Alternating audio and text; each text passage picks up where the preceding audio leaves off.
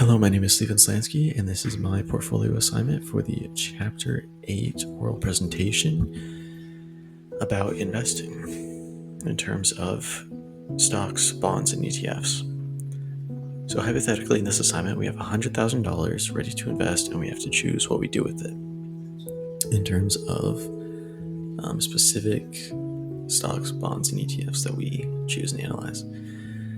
So here are my choices for the ones that I've analyzed and I'm going to use for this. For ETFs, I've chosen Nancy and the Vanguard 500. For stocks, I've chosen Visa and Apple. And for bonds, I've chosen Lockheed Martin and Oracle Corp. Start with the ETFs. The first one is Nancy. Name is the Unusual Whales Subversive Democratic Trading ETF. Essentially what it does is it tracks the purchases of securities by members of the U.S. Congress, including Nancy Pelosi, which is why the ticker symbol is NANC for Nancy.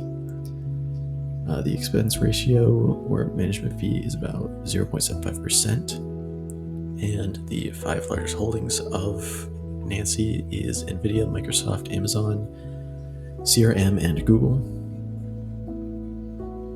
In the past year, Nancy has gone up 7%, and since inception, it's gone up 49%. The annual dividend yield is 0.21%. For the Vanguard 500, it has a Morningstar overall rating of 5 out of 5. It's pretty good. Minimum investment of an initial $3,000 with a subsequent investment of at least $1. So you need at least $3,000 to start investing in the Vanguard 500.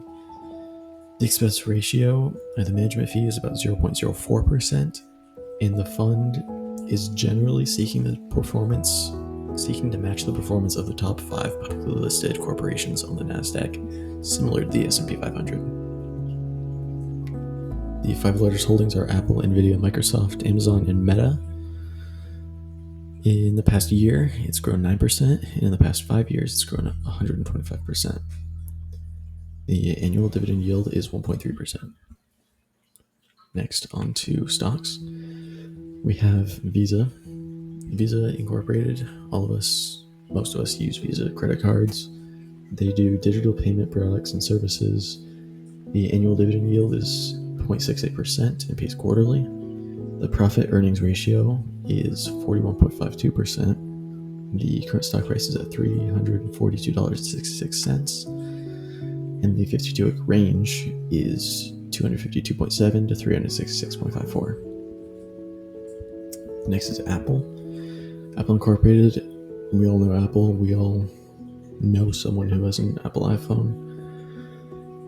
They are a multi-international tech company. They have an annual dividend of 0.45% and they pay quarterly. The profit and earning ratio is 36.2, and the current stock price is $221.53. The 52-week range is 164.07 to 260.10. Next is bonds. Starting with Lockheed Martin, they're an aerospace and defense company.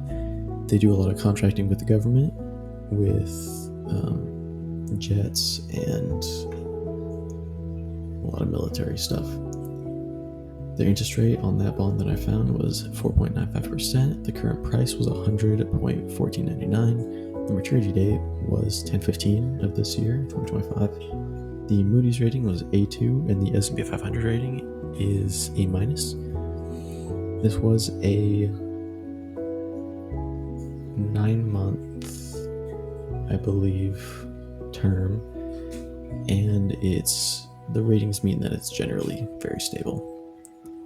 Next is Oracle.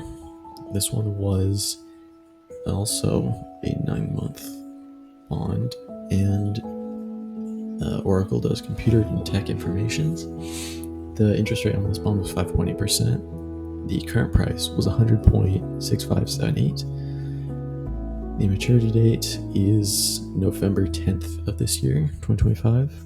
The Moody's rating was Baa2. The S&P 500 rating, or just S&P rating, was BBB, triple B, which means it's generally very stable, but slightly less stable than Lockheed Martin, because Lockheed Martin had an A. Next is how I would invest these. So the rule that I'd be using is the Buffett rule, 70-30 stocks to bonds. Splitting the stock portion up half and half into stocks and ETFs, keeping bonds the same at 30, and then splitting up stocks, ETFs, and bonds into the stocks, ETFs, and bonds that I talked about previously, splitting up stocks into two portions, Apple and Visa, splitting ETFs into two into Nancy and the Vanguard 500, splitting bonds into Oracle and Lockheed Martin, here as shown with the amounts on some of them. Nancy, Vanguard 500, Visa, Apple would all be $1,750 invested, and Oracle Corporation and Lockheed Martin would each be $1,500 invested. Thank you.